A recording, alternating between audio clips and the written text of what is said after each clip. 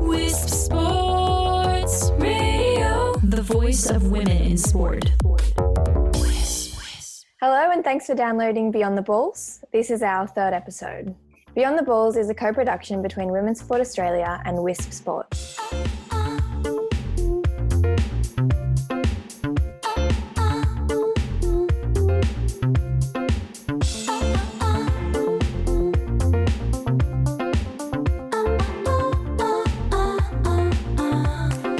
How are you, Ella? Yeah, I'm good, Georgina. Been pretty laid back the past few weeks. I've been getting into TikTok and not much else. How about you? I'm actually a little bit addicted to TikTok too. It's pretty bad. I don't actually have an account, but I've just been scrolling through the feed. All right, so today we welcome Mel Jones to our podcast. Just as we were chatting, then it turns out that our last week's guest, Carol Fox, was Mel's swimming coach when she was at uni. So there you go for a small world. A previous member of the Australian women's cricket team, Mel's played on the winning side of 2 World Cups and 2 Ashes series, and also played 61 one-day internationals. Mel's also played domestically in teams both in England and Australia before her retirement. Since then, Mel's worked as a successful talent manager and has become a dominant voice in cricket commentating. Through this, she's cemented herself as an advocate for women in sport, particularly in the development of careers in sport, both on and off the pitch. Last year was a big one for Mel. She received the highly prestigious Order of Australia for services towards cricket in the community, and late last year joined Cricket Australia on the board of directors. Mel, welcome to the show. Thank you so much. You did miss one of my favourite accolades, though, is that I was the Dargo Walnut Festival egg toss champion. Way back in the day, and I always hold that. How could we have missed that? I don't know. I really don't know, but I've got the sash and all. That's it. And just a clarification, Carol Fox, she was not coaching me. She was just making sure that I could get to the other end of the pool because I was doing a phys ed course and I probably had to teach it at some stage. So thankfully, she managed to at least keep me alive. And yeah, what a ripping individual Carol Fox is in doing an amazing thing as well. So if you could name your biggest achievement in your sporting career, what would it be? Apart from the egg tossing. Oh, geez, we're not easing in, are we? Okay, there we get apart from the egg toss show. Yeah, look, it's a tough one actually because I think when so many people they either place me in a few different categories. I think people sort of have only known me in the last 5 to 7 years. Everyone would just think cricket commentator and they wouldn't know about my playing days at all because back when I was playing, it wasn't on television, it wasn't in the media, it wasn't spoken about at all.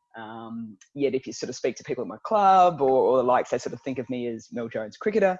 And then you've got everything else that's going on around my life at the moment with the board and the like as well. So I think, as a cricketer, when I look back at my career, I was what I would like to say is I was an average Australian player in an exceptionally good Australian cricket team. I think we were probably one of the most dominant sides if you look through the history of the game. And that's certainly probably rivaled, maybe even passed now by the current Australian team who are just exceptional. So I played with the likes of Belinda Clark and Catherine Fitzpatrick and Karen Rowland, Lisa Kiley, Julia Price. They were outstanding. So as a player to be involved in Ashes wins and World Cup wins and just the touring life back then when it wasn't professional that was probably one of the highlights because of the lessons learned and the experiences had traveling through India on trains, planes and buses and the like and all that sort of stuff was fantastic. But outside of that, I'm still baffled to think that March 8 was the last major international sporting event. It was the Women's World Cup final at the packed MCG in this madness at the moment with COVID-19. To be part of not just that day, but the build up to it over the last sort of 18 months, but also to build up over the last 100 plus years of history of women's cricket in Australia. To be part of that, I said to my mum in the days leading up to the final, I said, Mum, now keeping in mind I'm 47, I said, Mum, I think I'm pregnant. I'm just so emotional. I was just crying, all the time because it was all these emotions coming up to this magnificent moment, regardless of if Australia won or not. And so to stand there in the middle of the G and just see a packed house and see the Australian team just performed so superbly. Everything just came together absolutely brilliantly. So that's sort of, as a workspace now. And I think the big thing for me from the commentary side is hopefully being part of the normalisation of females and female voices within the game. And that's still an ongoing challenge in some ways, in some places and with some people. But I think when people flip on the TV these days or the radio and they listen to cricket, it's not who's that chick or who's that woman or who's that female, those typical comments. And you're getting less and less sort of banter on social media about it now. And it's just more about the game. So I've waffled on a little bit there, but there's probably three key elements for me at the moment that sort of stand out. Yeah, I mean, you brought up a lot of talking points we're going to bring up, so that's great. And we were going to start with the World Cup. It was amazing, and it was on International Women's Day. There was a crowd of over 86,000. You commentated throughout the tournament and hosted a podcast leading up to the T20 World Cup as well. I guess you obviously already mentioned what it was like being there, but how did you feel that it was, I guess, a turning point in history for the women's game? It was just like the moment really of the game in a lot of ways, which is a little bit sad because we've had such a rich and colourful and magnificent history within game. But as I mentioned before, it had never been spoken about. And I'm a massive one for storytelling, and unfortunately it had to be from the voices of the players in the past sort of passing it on. It was almost like a beautiful Indigenous story being passed on from generation to generation until all of a sudden we had this platform. And that platform's been growing.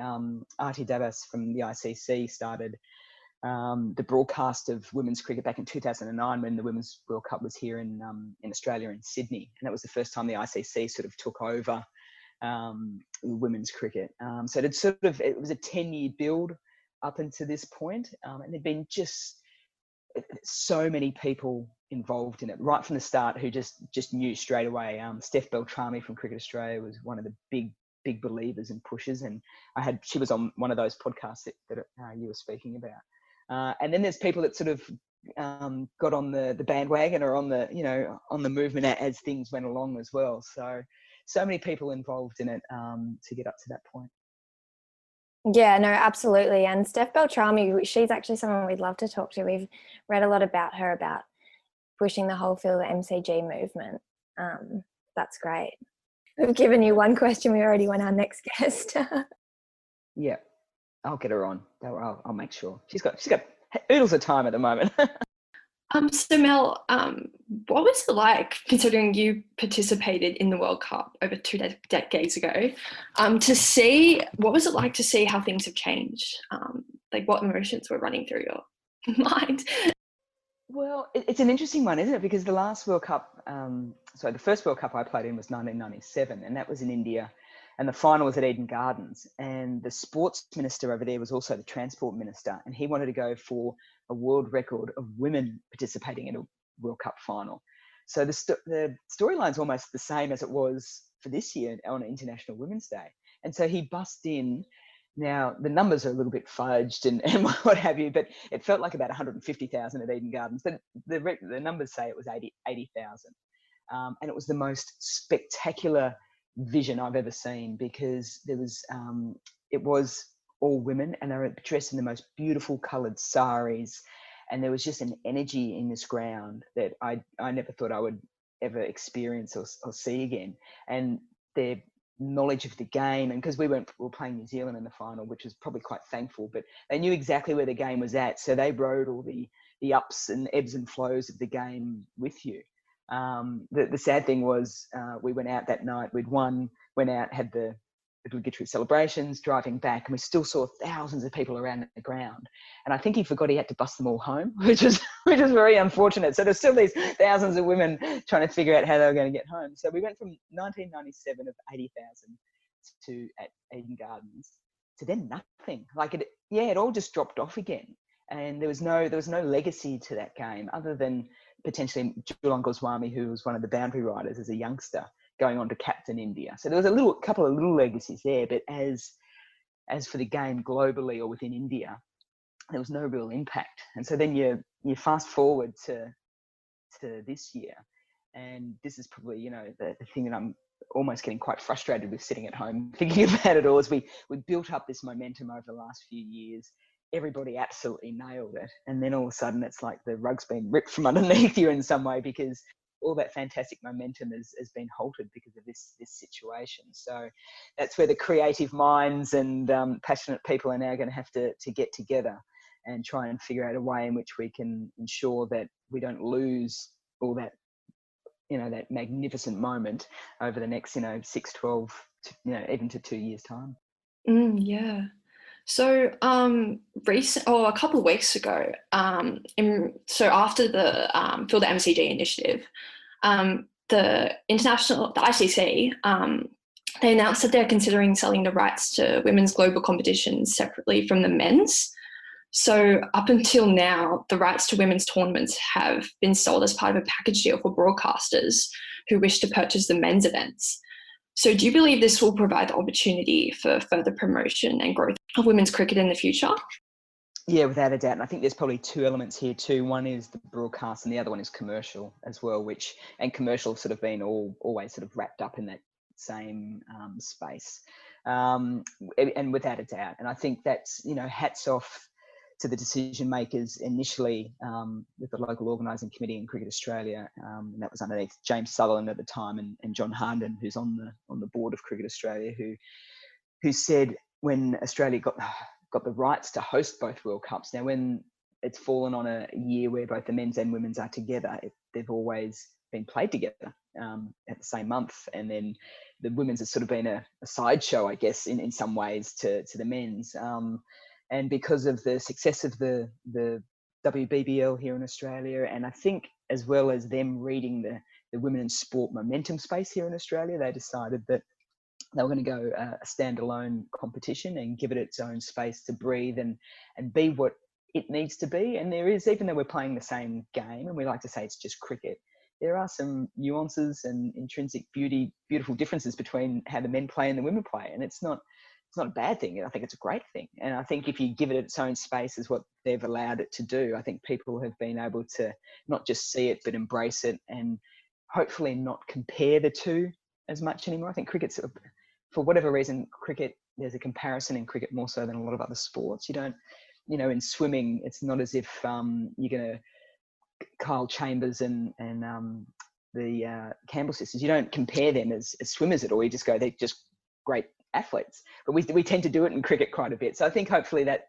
allowed it to breathe on its own and do that. So yes, I think definitely now moving forward, and I think broadcasters, commercial partners, people are seeing a way into the game and in a different way, and I think it'll allow the game to flourish a lot more when it's standing on its own.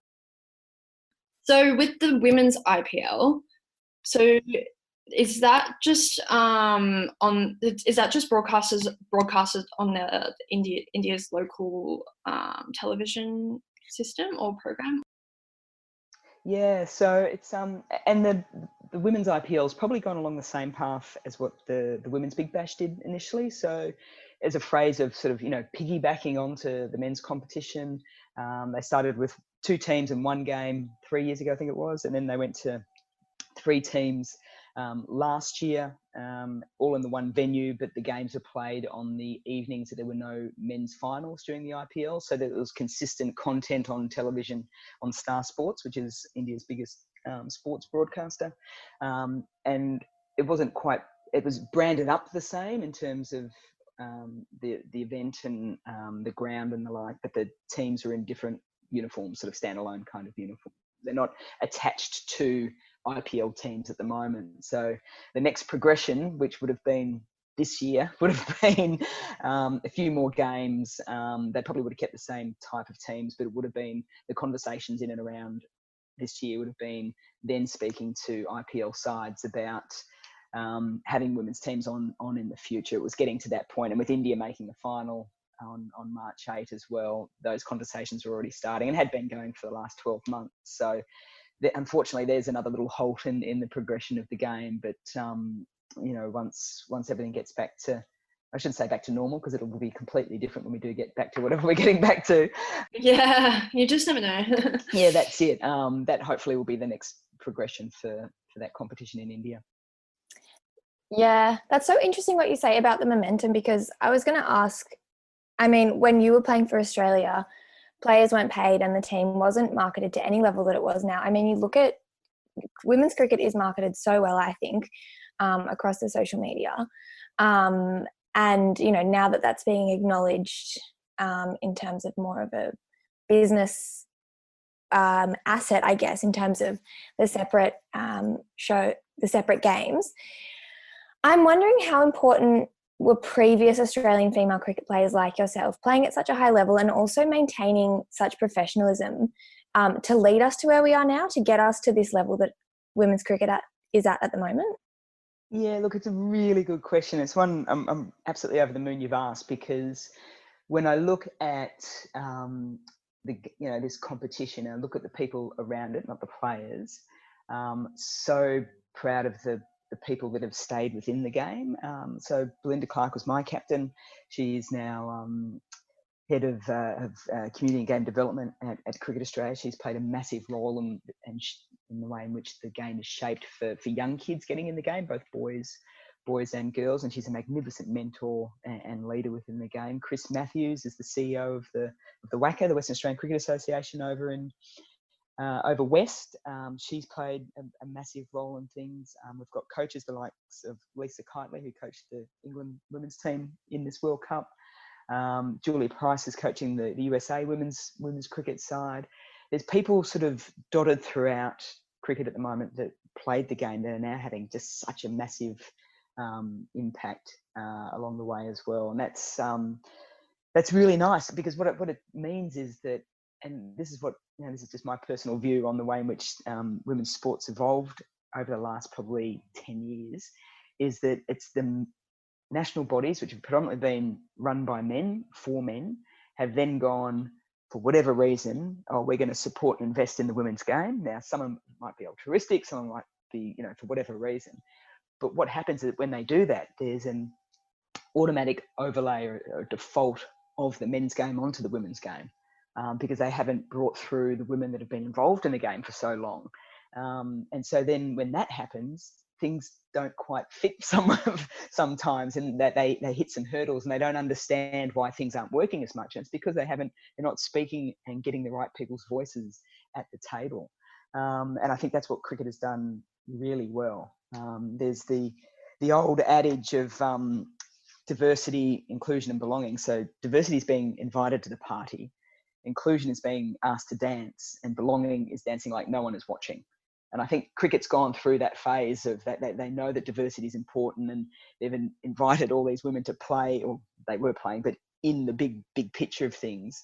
And then the inclusion is them being allowed to sit at the table and wanting their thoughts and ideas about the game. And then the belonging is what we saw on International Women's Day. And that's the girls going out there dancing like no one was watching and completely embracing it all.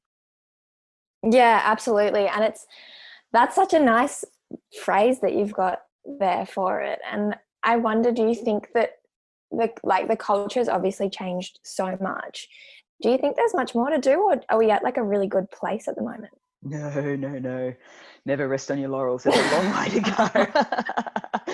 And I think that's probably, it's not the concern, but when you see the glitz and glamour and, Katy Perry and 86,174 people, you think, oh, we've made it.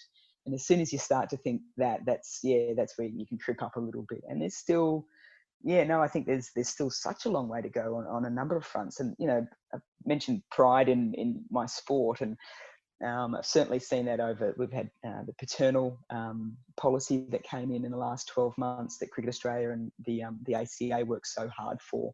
So they're certainly leading in a lot of ways, but I think we've got to still think a lot big picture. And this is, I'm just looking at cricket here in Australia at the moment, but globally we've still got a long way to go in the development of our game.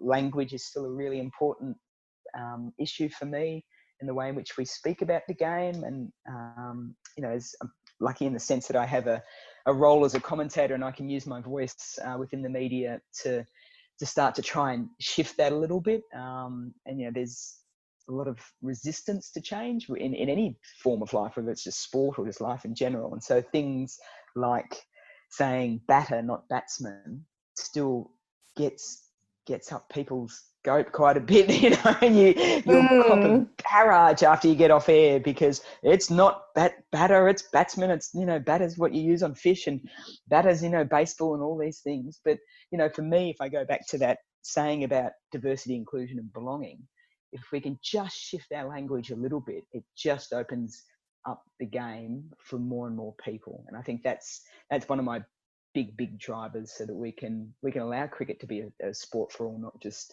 a certain section of our community. Yeah.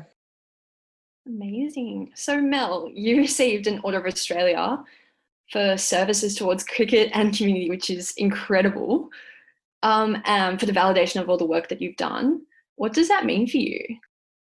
I actually thought it was a joke to start with. It was a mate just pulling my leg. No, I didn't. And I didn't ring them back. I didn't ring them back for months. And then I got another call sort of saying, "Did you get our message?" I'm like, "Oh, really? Okay."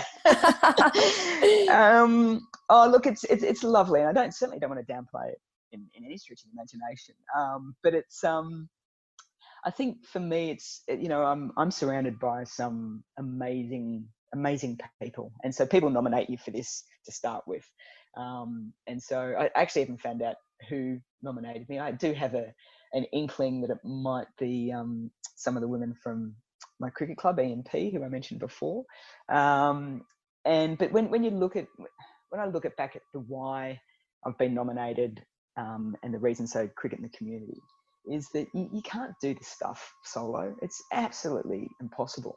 And it's who you surround yourself with and who you learn off. And I've been so blessed in a lot of ways to find people along my journey who are just ripping individuals who are curious and who challenge you. The first person who set that up is my mum. She's my rock, and she's my teacher, and she was a teacher too. She was a primary school teacher, but she sort of sets you on your path, and then once you're on that path, I suppose you surround yourself with like-minded people, similar people. So I probably was on the lookout for people like my mum, or who had values like my mum. And then all of a sudden, you start to get this cohort around you, and you start to have great conversations. You go, what about this? Can we do this? And I think you egg each other on. So I think for me, receiving it was, as much individually, it was lovely. It really is. If you could melt it down and, break it up into 1,000 little pieces, you'd probably like to give those pieces out to everyone that helped get you there. Yeah, it seems like you're such a team player in that sense. You're building on your team around you, I guess. We'd love to talk about your commentating career. Now, if my research has served me well, you had your first commentator gig in 2000 with Sky Sports in the UK. And then in 2007, you began commentating in Australia for the women's T20. And then went from there? Yeah, it's a long journey. Yeah, look, that's 20 years. That's quite scary, isn't it?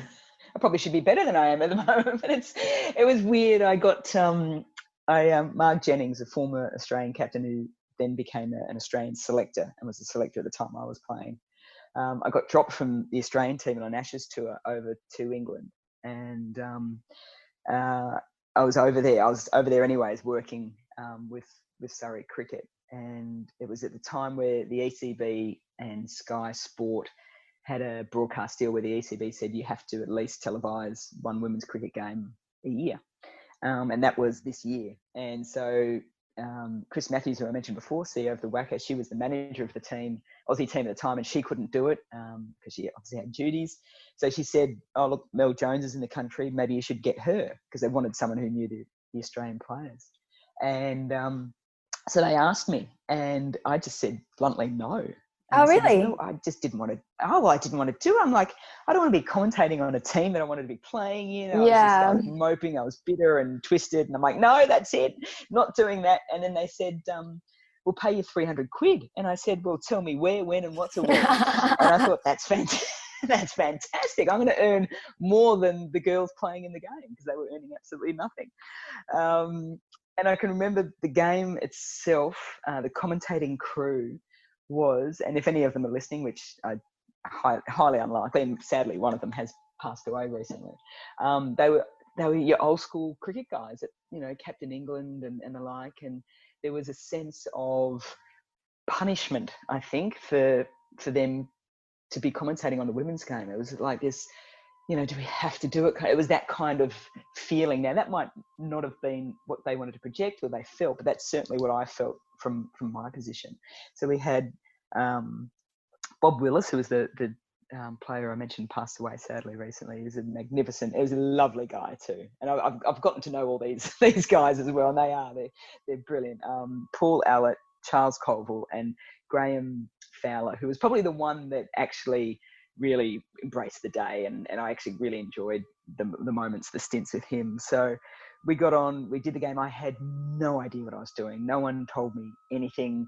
There was no, this is the process or the the disciplines of commentary. They just said, get in there and talk. And I'm like, oh, that probably, as you've realised, isn't not a difficult thing for me to do. So, so I did that one game, and then I went back and worked for Surrey the next year. And England, I can't remember who they were playing that year. It might have been New Zealand. So they asked me back to do another game, and so it was basically one game a year for the next 5 or 7 years. And then it wasn't until 2009 was that World Cup in Australia where the ICC took over it, and they broadcast, I think it was 8 games across that tournament. So Belinda Clark, Deb Hockley, who commentated on this recent World Cup, former New Zealand captain. We were the 3 females, and we had Wasim Akram, one of the best ever left arm seam bowlers from Pakistan, Danny Morrison, and Alan Wilkins. So that was the 6 of us that commentated, and that really probably, not that I knew it at the time, because you're still working full time. It was still a hobby, really. It was just a pastime that kept you engaged in the game. That was probably the shifting point. And then from there, it sort of progressed that there was more and more women's cricket on television. So they needed more commentators and people who knew the game. And so it just happened that I was, front and center because of the work I'd done in the past. So then it sort of snowballed into, probably the biggest shift was getting into the IPL in 2015. Yeah, G's going to ask you about that in a second, but great segue there. But okay, well up, Jones. Don't get ahead of yourself. I was just wondering, because when you did start, it seems like commentating was kind of you fell into it, I guess. But obviously it's a passion and something that you're quite good at. But when you started, and even in 2009, there were few female commentators, if any, when you started in 2000 that were, known. Was that a career option for you? And I guess when you did start doing it, what sort of people around you pushed you into it and supported you? No, definitely not a career option. So I only went full-time into comms November 2017. So so I was balancing commentary and working at, at that time I was at TLA, the sports management company. So I was sort of looking after athletes and then using my leave and different times, and work was fantastic in allowing me, space to be able to go and do that. But it's just sort of got to the point where I wasn't being able to give enough time to the athletes. I was managing and enough time to preparing for commentary as well. So it was that's only 3 years ago, isn't it? That I thought I could make a full-time career out of it. And because I never thought it was going to be a full-time career, I probably approached it. I have to think about that a little bit. I probably approached it a little bit differently, and it wasn't like I was always studying or observing other commentators way back in the day, because I never thought I was ever going to really do it. So I sort of, it was quite, and I think you'll find this with a lot of the female commentators and a lot of the guys too, but we're quite meticulous in our preparation. Probably one, because I think as former athletes, that's what you do. If you're preparing for a tournament, you put the hours in. And unfortunately, the other one is that you get clipped very quickly if you make a mistake as a female on air. So we were always really mindful of the fact that if we did muck up, it wasn't Mel Jones mucking up, it was that female. So don't get females on cricket. So you as soon as you made a mistake, it was almost like internally you're like, sorry girls, because everyone else would cop it at some point in time. So I'm quite thankful I think we've moved through that now, and it's more I do like Mel Jones or I don't like Mel Jones. It's not I do or I don't like females commentating. So I think we're gradually sort of moving past that. But I never really sort of, said I want to be X as a commentator when I was coming through it. Whereas, you usually do if you're, as a kid playing cricket, Viv Richards was my idol kind of thing. So I wanted to be Viv Richards when I was a kid playing sort of thing. It was never that kind of mentality. So now when it is a full-time job and you're working with some of the most amazing commentators, you do tend to look across and see how they're working the mic or the room, or navigating the game and telling the storyline kind of thing. And what you typically end up doing, whether you know it or not, is you probably take little bits and pieces from all the people you're working with, and you try it out yourself, and it might work for you and your style, and it might not, and you try and just continuously develop as you're going along. Yeah, and what you said just before reminded me about the whole, we don't like that female commentator. I listened to an interview with Nerily Meadows on Shameless, and she said, and something similar to what you said in an interview that I found, was that you're kind of told, oh, the pitch of women's voices are really high, so it's really unpleasant to listen to. And she said that it was said in such a scientific way that she believed it herself from someone who she really looked up to. And I wonder, how have you, like stuff like that? And in an interview you said it was about the inflection of a woman's voice at the end of a sentence where it kind of goes up. And I wonder, how have you navigated that? And how do you kind of overcome that, or do you change? Yeah, it's an interesting one, isn't it? I think the first way I navigate it is just by genetics, and I do thank my mum and dad daily for this, because I think I've got quite a low pitched voice for a female if you had a look at the scale of things. So I'm going to digress a little bit. I will come back to this, but my mum, who I've mentioned already before, I got my first ever tattoo just before the Women's World Cup, and it's a voice pitch or voice module of my mum saying 4 words that resonate with her, and we recorded it, and that's the tattoo. But when I recorded myself saying the same thing, you can see the difference in pitch and tone, and my mum's quite a spiky one, whereas mine's quite a lot more even and flatter. So I think to start with, I've been sort of blessed in a sense that my voice is a little bit lower to begin with, so it's not as different for when people hear it on air. Women, typically, just in general, I think, and I might be stereotyping massively here, is we get the inflection at the end of sentences goes up. So if you've got a high-pitched voice to start with, and you're in a massive part of the game, and you do write it, and you go up even higher, then they're really hitting the high points of notes, sort of thing. So, and it's not that it's unpleasant. It's unpleasant for people who are used to something in that environment. Now, men, they wouldn't say their wife's voice is unpleasant, but then all of a sudden you put their wife on air commentating a game, and then all of a sudden it's different for some reason. So it's just something that they're just not used to. And that's what people are grappling with. It's not an unpleasant sound for them, it's just different for them. And that's what we're hopefully slowly getting past. Yeah, so drawing back to the in 2015, where you fit in in the IPL, you featured for the first time on the match panel. So this was massive for the league, because it's like the biggest and most lucrative cricket league in the world. So we read for the first time in your this was the first time in your commentating career that you called a men's match. Is that correct?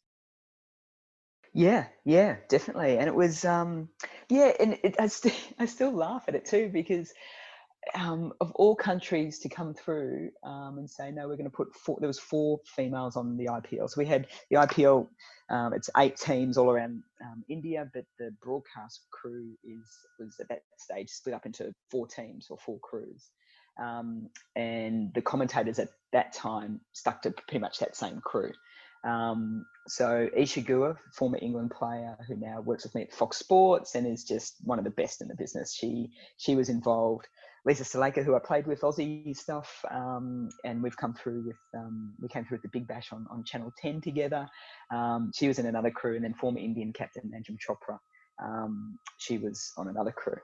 And I don't think we've ever been so nervous in all our lives. And because we were on separate crews, we didn't see each other for the entire tournament. Our paths never crossed.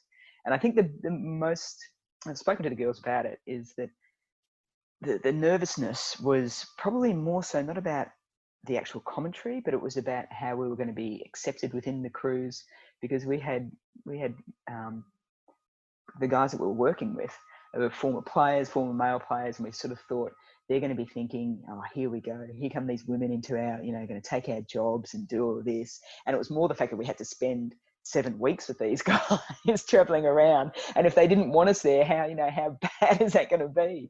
But I tell you, it was the complete opposite. They were so welcoming, and I can remember, we were using lip mics, so you sort of go for the mic at the same time to talk about something.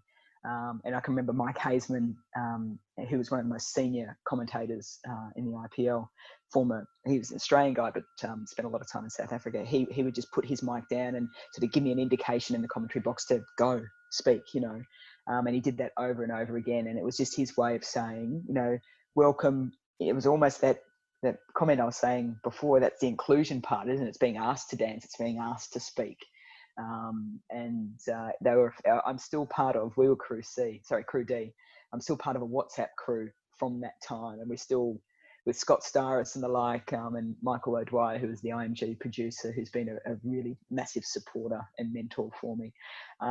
So it was massive turning point. And it almost made you forget that you're actually on air commentating, so I wasn't as stressed about, like, you're stressed because you don't know the players as well and things like that, but that was probably the biggest hurdle to get over, is feeling part of the crew. And I know I'm waffling here a little bit, but the other part of it was that I can remember clearly overhearing the conversation with some of the boys chatting post game, and it was like, oh, Mel, she's one of the boys, and that just filled me with so much happiness at the time. And I thought, oh, thank God. But then it's amazing how down the track I thought to myself, it's actually probably the wrong way to feel about a comment like that, because it's like I know I did it, and I think people do it just automatically in a variety of different situations. You then reshape yourself to fit into that situation, where ideally what you'd like to be able to do is not have to feel as if you have to change your ways to be one of them, that you can just be yourself, because they're going to open up and allow you to come in as you are, kind of thing. And I know that they were saying it in a positive way, but I think it's probably more a talking point about how we do include people, from here on in. It's not about getting them to shift into your space.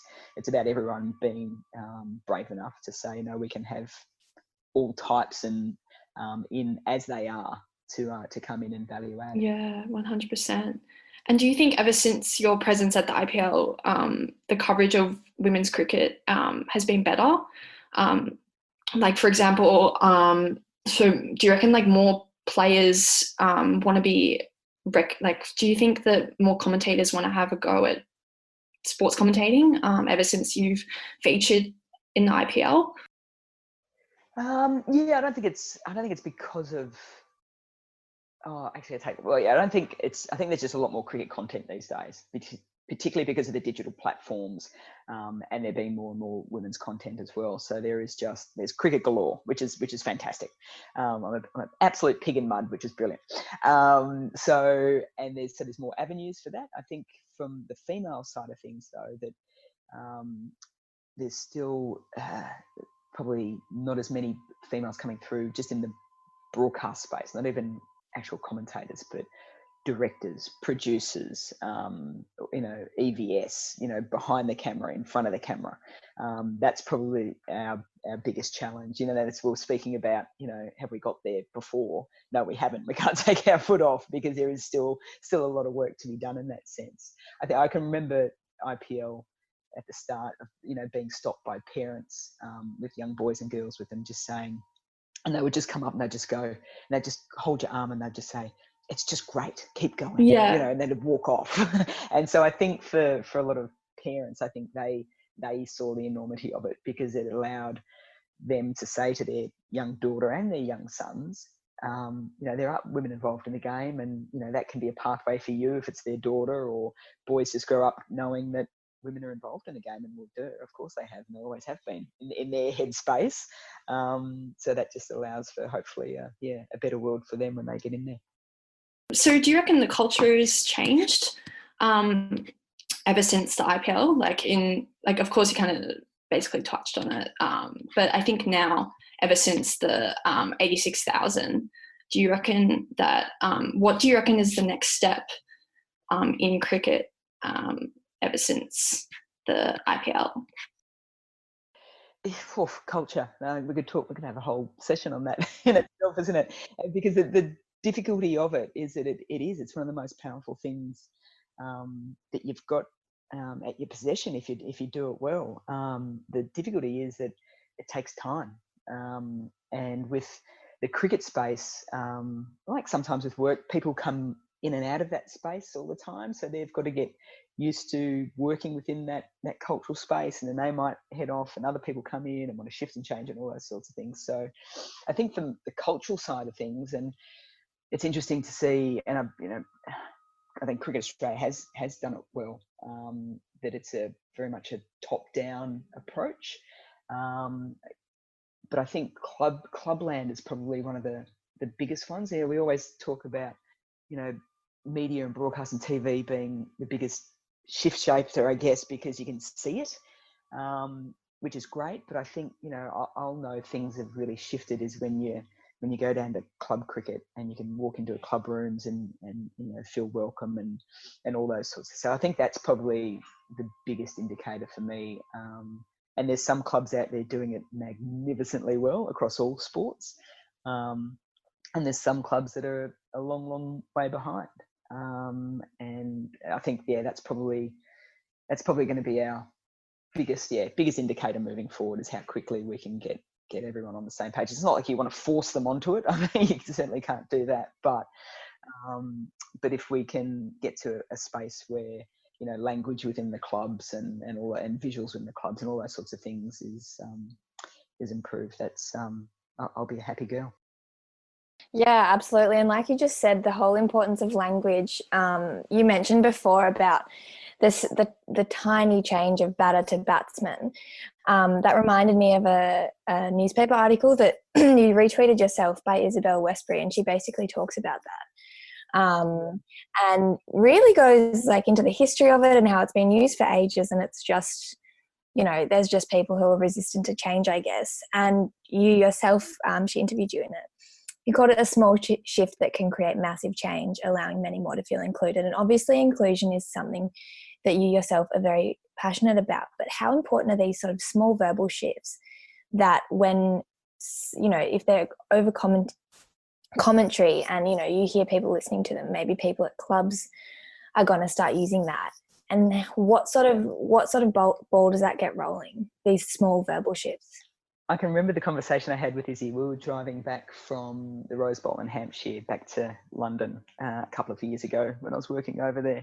And she was of the mindset that it didn't matter.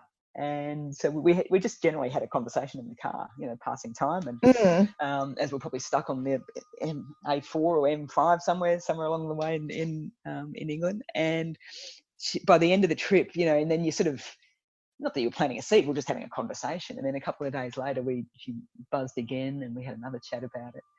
And then that led to that article. And I think the big thing is, because it's always just been that way, no one ever really questions it. And then when someone does, I think the issue a lot of people, which are typically the guys in the game, have with it, is that it's the women that are questioning it. It's almost like, oh, here you come into our game and then try and change it. And I think that's where the resistance, a lot of it is. Because when you look at the game of cricket, the amount of changes that this game has seen over its history is unbelievable. We've gone from underarm bowling to overarm bowling, might I add, because women invented overarm bowling. So hats off to the girls back in the day. I didn't know that. We've gone from 8 ball overs to 6 ball overs. We've gone from uncovered pitches to covered pitches. Now, I know for you two this might make no sense whatsoever, but bear with me. We've gone from red balls to white balls. We've gone from test match cricket to one-day cricket to T20 cricket.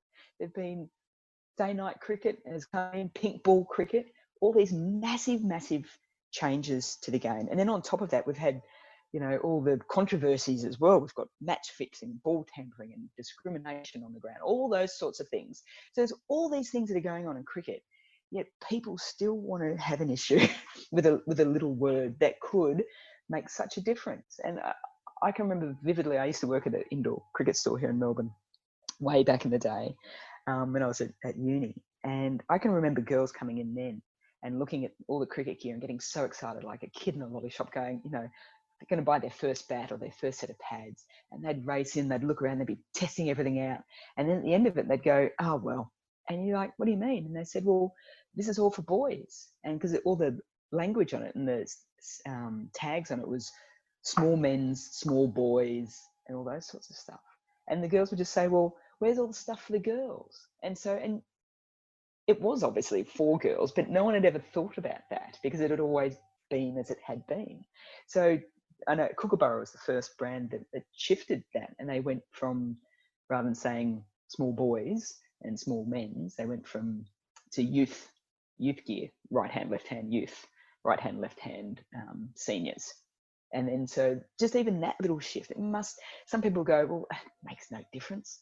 Well, it does. It makes a massive, massive difference. So that's why really big still, and we'll keep going on those little small changes. And Izzy was right. She did all the research. She was brilliant. Trolled through articles and I spoke to David Studham at the MCC library as well. And we went through books and reports, and batter was used in cricket for a long, long time, you know, through the early 1900s. And it wasn't probably till the 30s, I think it was, where it shifted to batsmen for some reason. And then it's sort of stuck in there for a while. So, Mel, you're now on the board of directors for Cricket Australia. That seems like a pretty powerful position to be able to influence changes in dialogue. What sort of campaigns and initiatives are you able to drive from this position? We're just trying to get out of COVID-19 at the moment. It's been my first board meeting was December of last year, and it was a topsy-turvy summer for Australia because we had the bushfires come through. So, you know, cricket's obviously been affected greatly by that, and we've still got to be mindful that that's, you know, still being dealt with by a lot of communities as well. We certainly don't want to underplay that situation, even though we are dealing with what we are at the moment. And then we came into the World Cup, so it was a huge summer. We had a lot of, you know, international matches and the like. And then we've come into this space. So when I went through the process and got nominated by Cricket Victoria to go on the board, you sort of sit down, you think, okay, well, these are the things I'd sort of, you know, like to be able to influence and chat about. And it's not that they've gone on the back burner by any sense of the imagination, but I think it's just reframed it a little bit. So I certainly didn't want to, and I said this to the board, you know, my first meeting, is that I'm not here to come in as the voice of female, you know, women's cricket. That's not my job. I'm here as a former player, as a voice for former players, you know, men's and women's. I'm here, you know, I've got a media voice, even though I have to actually sit out of any media discussions on the board because of conflict of interest. But I can still, you know, put my two bobs worth in terms of, you know, what I'm seeing and hearing around the world. I travel the world with commentary, so I've got a voice in terms of international cricket and how things are developing overseas and how we can utilise parts of that for Australia, or, you know, react to certain things that are going on around the world. And as I've mentioned numerous times, that whole social space of diversity, inclusion and the like as well. And I'm a very big believer, and I'll constantly push community cricket from grassroots and clubland through to, you know, disability cricket and the like as well. So there's a lot of touch points for me with my position on the board and how I want to try and ensure that, and the board is, I love them to bits. They're such an intuitive group, and they challenge each other, but most of them are corporates, which is great because, you know, when we get into a situation like this, they've got their heads around some, you know, really important decision making. So, you know, from my perspective, I'm the cricket voice in a sense, along with Michael Kasparitz, that keeps them understanding that at the heart of it is people in clubland. So yes, we've got to make these decisions for the betterment of the game financially and the like, but we've got to make sure that, you know, our decisions are being made for cricket, and I think that's where I come in. So it'll be a little bit different at the moment because of all the decisions being made in around the coronavirus and how that impacts the game financially. But just never know when we're going to be able to play sport again. this is it, isn't it? It is seriously changing daily, and no one, if you can predict it, come let me know, because we'd love to know. We've got doctors on the board from the health side of things to people that are on boards of banks and the like, and it's just the conversations are fascinating. I'm on a massive learning curve, that's for sure. And my mum said when I got on the board, she said, "Sweetie, if you're the smartest person in the room, you're in the wrong room." And then I said, "Are you trying to tell me I'm in the right room at the moment?" She said, "Yes, dear, you are." Well, thanks for coming on, Mel. We wish we could ask more questions, but we've gone a bit over time. So, thank you so much. It was a really interesting conversation. Yeah, thanks, Mel. No, my absolute pleasure. I'm going to go and listen to Carol Fox's interview and give her a buzz and make sure that she's, keeping up the Victoria University alumni standard. But I really appreciate it. It's great to talk. Well, one thing, all things cricket, but diversity and broadcast and everything. Yeah, you've put a pep in my step at the start of Groundhog Day number 34. Happy to help. Thanks, guys. Thanks, Mel. Conversations from the world of women's sports. This is Wisp Sports Radio. So that was a great conversation. You can find the show notes at wispsports.com. Follow Mel on Twitter at meljones_33 and at meljones72 on Instagram. Find Wisp Sports at Wisp Sports on all socials, and you can find Women's Sport Australia at Women's Sports on all socials, or if you prefer to email over social media, info@wispsports.com. Thanks for listening. We'll be back in 2 weeks with another great guest.